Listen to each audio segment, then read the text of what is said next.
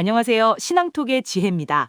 오늘부터 저희가 아주 특별한 코너를 시작합니다. 바로 성경 속 인물들의 삶과 고민을 생생하게 파헤쳐보는 성경 인물 파일인데요. 안녕하세요. 민호입니다. 그 첫 번째 파일의 주인공, 바로 도망치는 예언자 요나입니다. 아마 성경에서 가장 우리와 닮은, 그래서 가장 논란이 많은 인물이 아닐까 싶습니다. 보통 예언자 하면 신의 말씀을 그대로 전하는 그런 카리스마 넘치는 모습을 상상하잖아요. 그렇죠. 그런데 요나는 시작부터 스케일이 다릅니다. 하나님이 저 거대한 악의 도시 니느웨로 가서 심판을 외쳐라 하시니까 네, 정반대 방향인 스페인 남부 다시스로 가는 배에 그냥 올라타 버리죠. 요즘 말로 하면 신의 메시지를 읽씹하고 잠수판 거예요. 이게 왜 그렇게까지 극단적인 선택이었는지 알려면 당시 배경을 좀 알아야 하는데요. 아, 그렇죠. 니느웨는 이스라엘을 끊임없이 위협하던 적대국 아시리아의 수도였습니다.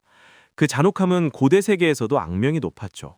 그러니까 요나에게 니느웨는 구원의 대상이 아니라 심판받아 마땅한 원수였던 겁니다. 아, 그러니까 우리 원수 잘 되게 할 바에야 차라리 내가 사명을 포기하겠다. 뭐 이런 심리였을 수 있겠군요. 맞습니다. 하지만 하나님의 부르심을 피할 순 없었죠. 그가 탄 배가 거대한 폭풍을 만나서 좌초될 위기에 처합니다. 여기서 정말 아이러니한 장면이 펼쳐져요. 맞습니다.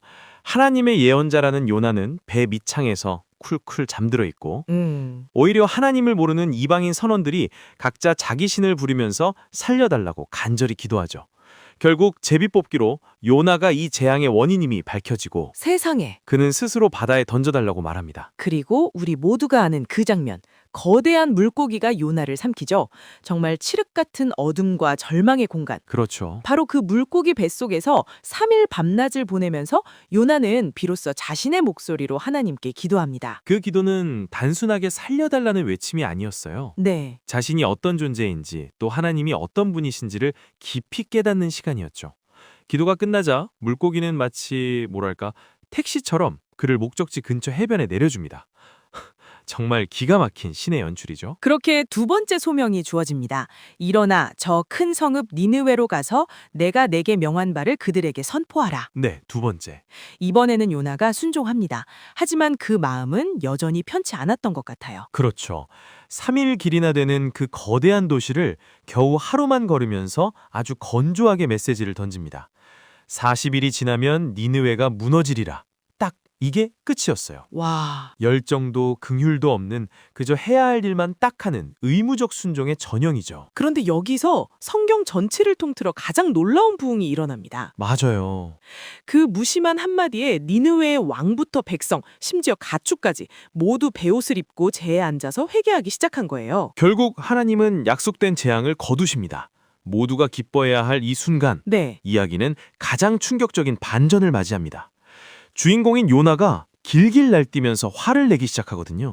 하나님, 제가 이럴 줄 알고 도망쳤던 겁니다. 와, 하나님은 은혜로우시며 자비로우시며 노하기를 더디하시며 인애가 크셔서 뜻을 돌이켜 재앙을 내리지 않는 분인 줄 내가 알나이다. 이럴 바에야 차라리 제 생명을 거두어 주십시오. 자신의 예언이 틀렸다는 사실, 그리고 원수가 구원받았다는 그 사실에 분노하는 거죠. 이 장면이 요나서의 심장이라고 할 수 있습니다. 하나님은 이 어린아이처럼 성내는 예언자를 꾸짖지 않으시고 네. 또 하나의 시청과 교역을 준비하십니다. 바로 박넌쿨 사건이죠.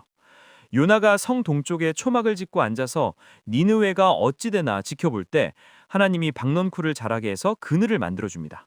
요나가 아주 기뻐하죠. 하지만 다음 날 벌레가 그 박넌쿨을 갉아먹어서 시들게 하고 뜨거운 동풍과 햇볕이 내리쬐자 요나는 또다시 죽고 싶다면서 화를 냅니다. 그때 하나님께서 조용히 물으시죠. 내가 하룻밤에 났다가 하룻밤에 말라버린 이 박넌쿨을 내가 수고도 아니하였고 재배도 아니하였으면서도 아꼈거든. 하물며 이 큰 성읍 니느웨에 앞뒤를 분간 못하는 사람이 12만 명이요 가축도 많으냐니 내가 어찌 아끼지 아니하겠느냐. 요나의 대답은 기록되어 있지 않습니다.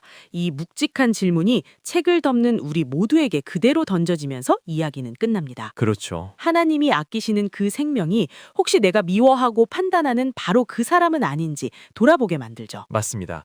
요나의 이야기는 단순히 말 안 듣는 예언자의 모험담이 아니라 나의 편협함을 깨트리고 하나님의 마음이 어디를 향하는지를 보여주는 위대한 성찰의 기록입니다. 이제 저희가 드리고 싶은 오늘의 질문입니다. 당신의 삶에도 니느웨가 있나요? 절대로 용서하고 싶지 않고 차라리 심판받았으면 좋겠다고 생각하는 대상 말입니다.